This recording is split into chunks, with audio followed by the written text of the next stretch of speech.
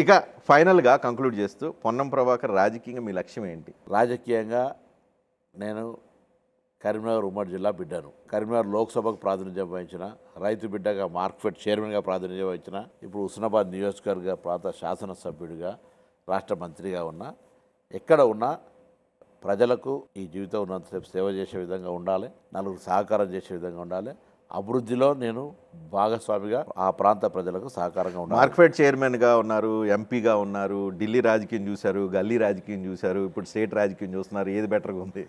Sir దేనికి అదే ఎక్కడ ఎక్కువ న్యూసెన్స్ ఉంది, ఎక్కడ ఎక్కువ తృప్తి ఉంది? అంటే డెఫినెట్లీ నేషనల్ పాలిటిక్స్ తీసుకున్న మెంబర్ ఆఫ్ పార్లమెంట్ అనేది అదొక పీపుల్స్ హౌస్ రిప్రజెంటేటివ్. ఆనాడు ఎంపీగా అయినాడు తెలంగాణ ఉద్యమం, నన్ను భగవంతుడు తెలంగాణ ఉద్యమం లోపల భాగస్వామిని కావడానికి పంపించాలనుకున్నాం. అక్కడ నా పాత్రను పోషించగలిగిన తెలంగాణ సాధన అనే ఒక పుస్తకంలో డెఫినెట్లీ ఒక రోల్ ఉండే విధంగా చేసుకున్నాం. ఇవాళ ఇక్కడ కూడా హుస్నాబాద్ శాసనసభ్యుడిగా అక్కడ ప్రజలు ఆశీర్వదించిన తర్వాత మంత్రిగా కావడం, బ్యాక్వర్డ్ క్లాస్ సంబంధించిన 42% రిజర్వేషన్ల లోపల ఒక లీడ్ తీసుకునే అవకాశం రావడంతో పాటుగా నేను డెవలప్మెంట్ లోపల కూడా even backward class, transport reforms, అంటే యాక్సిడెంట్ లోపల చాలామంది చచ్చిపోతూ ఉన్నారు, రోడ్ సేఫ్టీ మీద ఇట్లా కొంత పనిచేసేటువంటి అవకాశం వస్తుంది. కాబట్టి దీని సాటిస్ఫాక్షన్ దీందే, దాని సాటిస్ఫాక్షన్ దాందే. కానీ అన్నిటికంటే ఎక్కువ సాటిస్ఫాక్షన్ ఇచ్చింది అయితే నాకు మార్క్ఫెడ్ చైర్మన్గా నేను ఇవాళ కూడా నా బ్రాండ్ మార్క్ఫెడ్లో నా పేరు ఉంటుంది, పొన్నం ప్రభాకర్. అంటే మీ మీద ఒక ఎలిగేషన్ ఉంది, మీరు ఇంకెవరిని ఎదగనీరు, ఎవరిని మాట్లాడనీరు, మీరున్న దగ్గర అంతా హడావుడి చేస్తూ ఉంటారు అని చెప్పి మీ మీద ఎలిగేషన్ చేసేవాళ్ళు ఉన్నారు. రజనీకాంత్ గారి మీద కూడా అట్లే ఉంటుంది.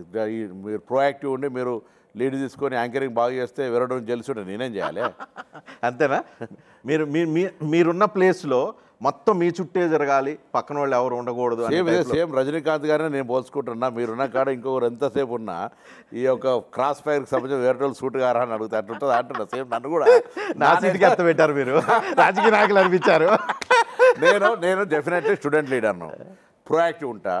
సేఫ్ నాకు there is no other profession for me, full time politician. Morning 6కి లేస్తే there is no bad habit for me. అంటే నేను గొప్ప నేను చెప్తాను, నాకు ఎటువంటి దురలవాటు కూడా లేదు.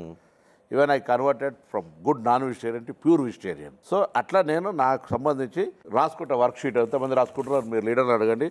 ఈరోజు నాకు ఏం పని ఉంది, నేను ఏం చేయాలి, ఎన్ని కంప్లీట్ అయినాయి. నేను అప్పుడు కాపీలు కొట్టినట్టున్నారు. నేను డైరీ ఇయర్ ప్లానర్ పెట్టుకుంటా సార్, నేను అందరికీ ఇస్తాను, ఎవరు కూడా ఇస్తాను. ప్రతి నెలకు ఇటువంటి ఒక డైరీ మెయింటైన్ చేస్తాను.